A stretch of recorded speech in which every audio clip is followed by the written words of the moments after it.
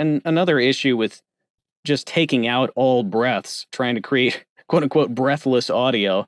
If we're concerned about AI voices and sounding as human as possible to distinguish ourselves from AI voices right now, well, guess what doesn't have any breaths? AI voices. So the more we have natural sounding breaths in our audio, the more human we sound, and that increasingly is an asset, and it's probably going to become even more of an asset going forward. Yeah, I can tell you an aside. Back in the day, drum machines came in, and drum machines were so strict about the way they did things, and they didn't have these little human elements, so that when you heard them, if you were a musician, you could always tell that it was a machine.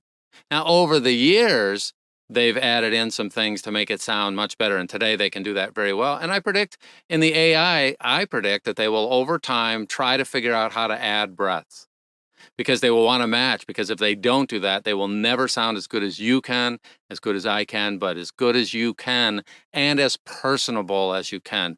You just can't be warm without some breath. So, best practice, don't take out all your breaths. You might have an exceptional client that wants some in there, but overall, don't take them out. Number two, the tech is very difficult because of what Donnie said earlier.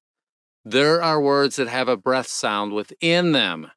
And if you get all your breaths between words down to the point where they're gone, it will be taking things out of the words and they won't sound natural. Then number three, you can learn to do all this with performance if you choose.